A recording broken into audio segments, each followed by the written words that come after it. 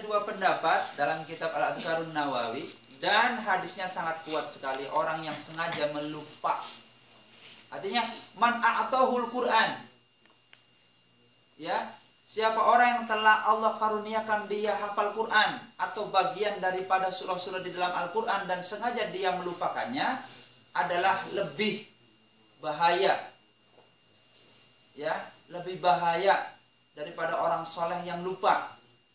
Ya, kenapa? Karena pasti dia akan dimintai pertanggungjawaban atas diri kelupaannya itu. Jadi yang paling bahaya bagi diri baginda Rasul itu orang yang sengaja melupakan. Ya, makanya diantara, ya, kita menghafal Al-Quran tujuannya adalah untuk zikir kepada Allah Subhanahu wa Ta'ala. Kalau kita sudah hafal, ya sering-seringlah kita mengulang-ulang hafalan itu. Ya, bahayanya melupakan hafalan Al-Quran, maka pun pahalanya itu lebih besar daripada, ya, melupakan hafalan Al-Quran itu. Jikalau kita menjaga Al-Quran yang kita hafal itu, maka pahalanya lebih besar daripada, ya, sebanding dengan kita melupakannya. Orang terus menjaga hafalan-hafalannya itu, maka hafalannya itu akan menjadi sahabat di alam kubur, akan menjadi penguat dia bisa masuk surga, ya, akan ditempatkan dengan orang-orang yang salih, ditempatkan dengan malaikat-malaikat pilihan. Sesuai pernah saya ceritakan bahwa nanti di hari kiamat itu ada beberapa kampung-kampung, RW-RW, ada beberapa kelurahan, kecamatan, kabupaten, bahkan kota. Ya, kamu hafalnya apa? Saya qul a'udzu birabbinas. Masuklah kamu ke RT, a'udzu birabbinas. Hafalnya apa? Juz amma. Oh, kamu sudah anggota RW sana. RW juz amma. Kamu hafalnya apa? Saya hafalnya Al-Baqarah, Ali Imran, An-Nisa, Al-Kahfi, Yasin, Waqiah. Banyak sekali sana. Kamu masuk ke kecamatan sana. Ya Pak. Masa kita pengennya RW yang jatahnya agak lama. Semakin banyak kita menghafal Al-Quran, itu Pak.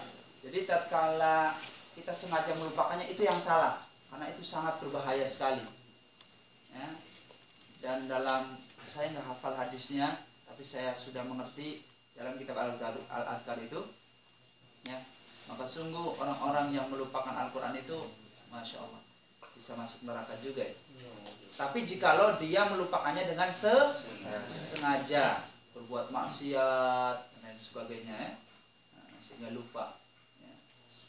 Makanya kan dalam salah satu hadis juga, maaf matanya saya nggak hafal, maka ayat Al-Quran itu bagaikan unta, ya, unta liar. Ya, jikalau nggak diikat, ya dia akan ini. Makanya inti daripada menghafal Al-Quran itu yang mengingat. Ya. Kenapa orang-orang penghafal Al-Quran dikategorikan seperti para nabi? Karena lisannya itu tidak pernah putus dengan membaca Al-Quran, menjaga Al-Quran. Dia khususkan waktunya. Makanya hati-hati sama orang penghafal Al-Quran, jangan ngejek, jangan membicarakannya di belakang. Itu tatkala orangnya ridho, Allahnya yang gak ridho. Banyak orang yang mengejek penghafal Al-Quran, hidupnya itu selalu sengsara, didera berbagai musibah, berbagai derita-derita. Benar. Asbab sering menceritakan, menjelek-jelekan orang penghafal Quran. Selesai musibah yang satu, datang musibah yang lain.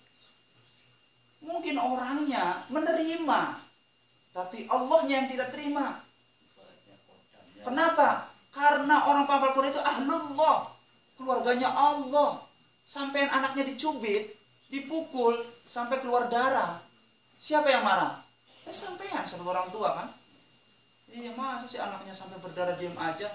Orang tua model apa? Jangan-jangan anaknya anak pungut. Apalagi Allah yang batal iman. Bahwa orang penghafal itu ahlullah wa khasah. Tidak hanya keluarganya Allah, tapi keluarganya Allah yang diistimewakan penghafal Quran itu. Nggak boleh main-main. Kalau kita benci sama penghafal Quran, diam. Ya, walaupun penghafal Quran itu kadang melakukan maksiat, diam saja. Ya Allah, jangan sampai saya membicarakannya. Ya, ini yang saya rasakan pribadi saya. Saya bisa melihat orang-orang mana, Masya Allah, nyata sekali.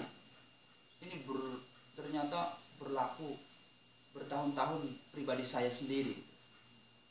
Jadi Masya Allah teman-teman sekalian, berhati-hati. hati gitu ya. Kenapa?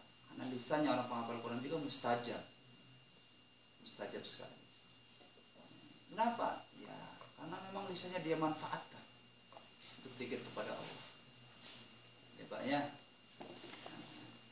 Jangan sampai lupa, dijaga terus. Anggapnya sebagai wirid. Yang kedua, jangan pernah kita membicarakan keburukan para penghafal Al-Qur'an. Jangan sampai menjelek-jelekannya. Hati-hati, takut Allah enggak ridho.